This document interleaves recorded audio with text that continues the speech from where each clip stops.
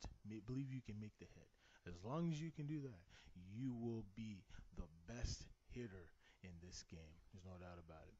You look at the Houston Astros. I mean, they're one of the worst teams in baseball, but man, they've won some pretty good games this year. I mean, they have some good pitching. Bud Norris, I mean, Eric Bedard. I've been hearing rumors lately from ESPN, from MLB Trade Rumors, that there's some talk that Bud Norris could be moved at the deadline before it, and there's another one in Eric Bedard, who some teams could use some extra depth pitching. And so you never know. And they have Carlos Pena. He hasn't really done much this year for them. But, they have some good young pieces coming through that organization. They made a pretty good draft pick on draft day and getting Mark Appeal. I mean, he's the number one pick. And I think long term, they just signed Appeal. He's going to be a great pitcher for the Houston organization long term. So I think the Houston Astros are looking up. If they can go spend some money in the offseason, take a run at Robinson Cano. It looks like he might not resign with the New York Yankees. I think when you look at it on paper, you have a chance to be a contender within at least a few years. So if you're the Houston Astros, because you're looking at the American League West, I mean, you got the Angels. They're not that great.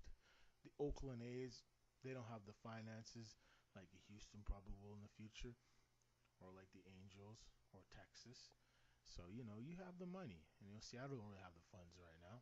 So you could probably leapfrog those teams within 2 years. If you add a Cano and another offseason, you add another piece. I mean, you get some good bullpen, another starting pitcher. You never know. The Houston Astros, don't forget, got to the World Series in 2005. Don't forget about that. It was led by Pennant and Clemens. So you never know. They might go spend money like they did before with Jim Crane and go get that pitcher that they desperately need. So we go to the Atlanta Braves. I mean, they're on top of the National League East, 46-34 record, and you got Washington. Big surprise, big disappointment. Record of 40-39. You got Philadelphia 39-42, 7.5 games back.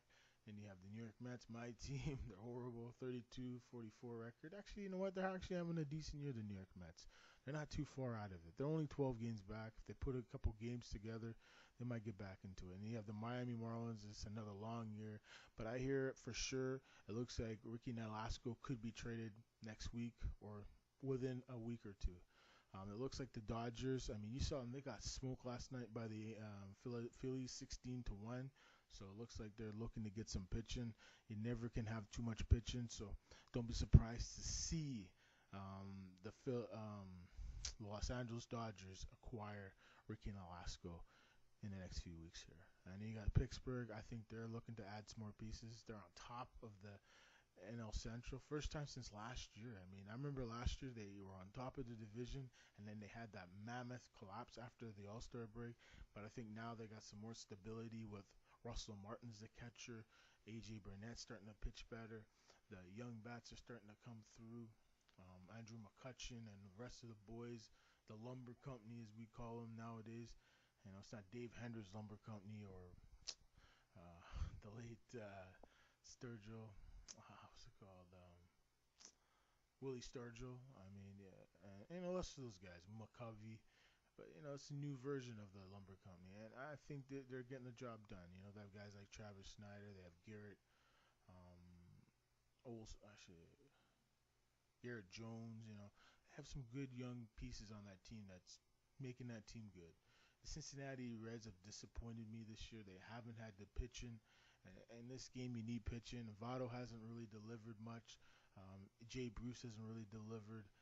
Brandon Phillips has delivered, but he can't stay healthy, and they're not getting no pitching. So that's their big disappointment.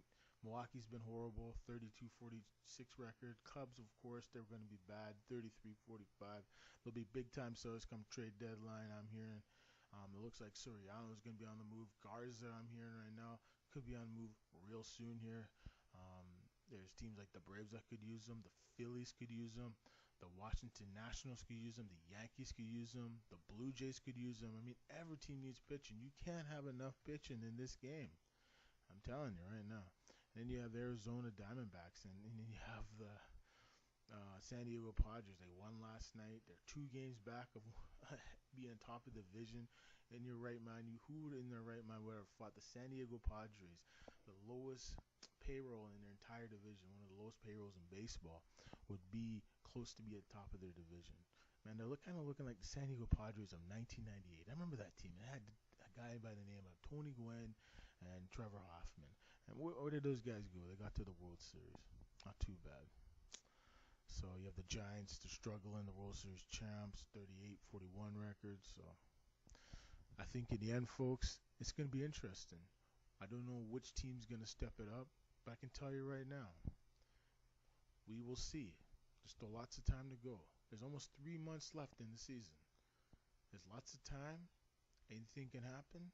Anything can change. You just got to go out there and play the game you know how to play.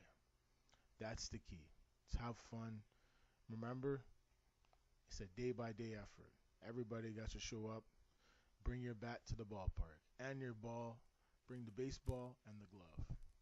So on, folks, for MLB Review 2013 for June 29th. Mark Spencer is back, and more of these are coming back on the tube.